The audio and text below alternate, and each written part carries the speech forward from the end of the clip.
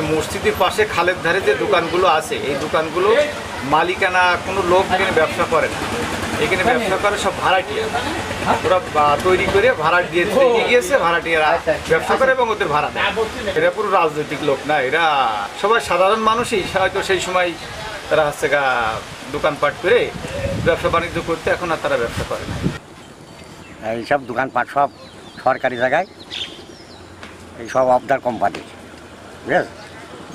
এর আগে ধরো সব ভেঙে ছিঁড়ে তুলে দিল, দেওয়ার পরে ফোটা আবার পরবর্তী আবার এখন টুকটাকে সব করছে। এটা তো মানে ওদের সাথে আমাদের কোনো চুক্তি নাই, আমরা করছি, বাজারে জায়গা নাই, এভাবে করছি। আমরা আবেদন করে রাখিছি মহাপরিদর্শকের বরাবর পানি উন্নয়ন বোর্ডের, যে ওনারা বলছিল যে যদি আমরা ইজারা দিই কোনোদিন তাহলে আমরা আপনাদের দেব।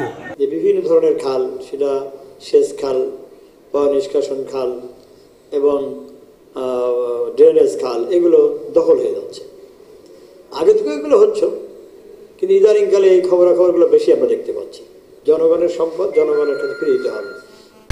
কালার এক্সপার্ট, জর্জ স্যাপ এবং মাইল্ড অন হ্যান্ডস টেকনোলজি সমৃদ্ধ অরিক্স ক্রিস্টাল ওয়াশ। আপনার ঝিনাইদহ জেলায় 12টি নদী আছে, মূল নদী। আর জিকে প্রকল্পের আওতায় আমাদের 412টি এই খাল আছে, তারপরে যার দৈর্ঘ্য প্রায় 490 কিলোমিটার। তারপরে আমার ড্রেনেজ খাল আছে 142টি, এগুলির দৈর্ঘ্য প্রায় 478 কিলোমিটার।